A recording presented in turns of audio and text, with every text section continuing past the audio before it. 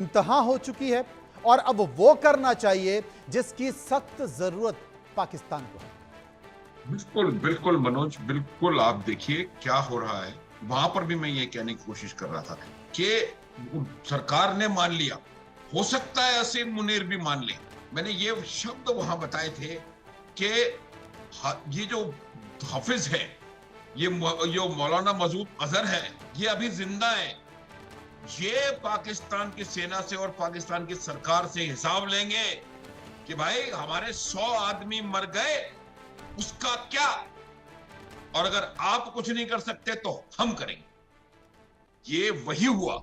यही बात मैं कह रहा था कि अब जो है पाकिस्तान के टुकड़े होना अवश्यम भावी है, अवश्यम भावी। कोई मुझे इसमें संदेह नहीं है, क्योंकि अब ये किसी की पकड़ में नहीं आने वाले हैं।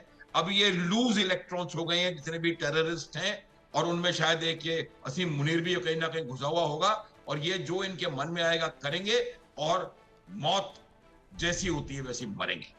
आप देखिएगा कि अब आप जब प्रश्न ये पूछ रहे हैं कि इसका अब क्या करना चाहिए, मुझे जी। लगता है कि अब हमें इन्हें सबक सिखाना चाहिए। हम्म। अब हमें इनको चारों तरफ से घेरना चाहिए।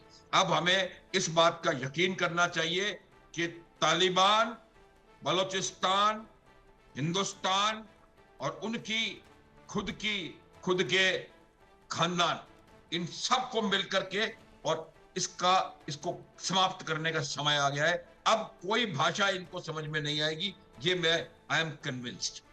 ये बड़ा मेरी संकेत कुछ है। इस बिल्कुल बीच अलग विचार था वहां पे। जी, इस बीच अपने संवाददाताओं के पास चलेंगे। हमारे साथ अजय जांडियाल मौजूद हैं और जावेद, दोनों श्रीनगर में मौजूद हैं। जम्मू कश्मीर के पल पल के हालातों को लगातार हमें जानकारी दे रहे हैं। जावेद, क्या हालात?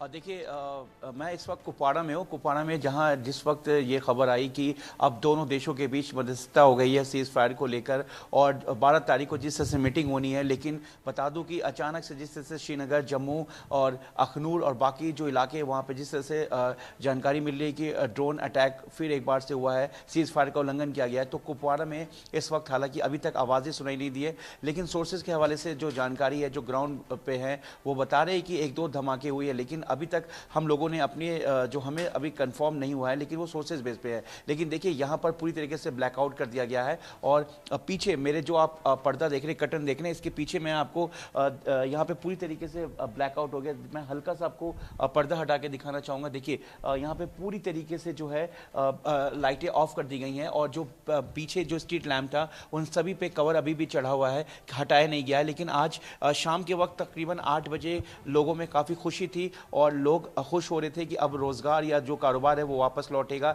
अच्छा है कि 12 तारीख को मध्यस्थता होने वाला है, लेकिन एकदम से कहीं ना कहीं पाकिस्तान जो सुधरने का नाम नहीं ले सकता, क्योंकि देखिए पाकिस्तान अकेले डिसीजन नहीं ले सकता। हो सकता है कि एमईए जिस तरीके से विदेश मंत्रालय बता रहा था कि उनके प्रेस कॉन्फ्रेंस हुई थी कि अब 12 तारीख को जिस तरीके से समय रखा गया है, उस दिन दोनों देशों के बीच बात बिल्कुल होगी। जावेद, आप सही कह रहे हैं कि 12 तारीख को दोनों देशों के डीजीएमओ के बीच बातचीत होनी थी, एसओपीज बनाए जाने थे, लेकिन उसके पहले ही 3-3.5 घंटे में पाकिस्तान का सब्र टूट गया, और पाकिस्तान को अच्छा नहीं लगा ये सीज फायर, और पाकिस्तान ने सीज फायर का उल्लंघन कर दिया। अजय हमारे साथ मौजूद हैं। अजय, आसपास के हालात क्या हैं, अभी क्या स्थिति है? क्या किसी तरह के हमलों की कुछ आवाज सुनाई दे रही है, और क्या जो ब्लैकआउट था वो अभी बरकरार है? देखिए मनोज, मैं बिल्कुल पीछे आपको दिखाने की कोशिश करता हूं तो आपको ज़्यादातर जो इलाका दिखेगा ये अरनिया सेक्टर का इलाका है। पूरे तरीके से रोशनी बंद है, ब्लैकआउट है। लोगों को खास हिदायतें हैं कि आप बाहर नहीं निकलेंगे, रात को घर के बाहर की रोशनी जो है वो नहीं जलेगी। हाँ, मगर आपको एक चीज़ और बताऊं मनोज,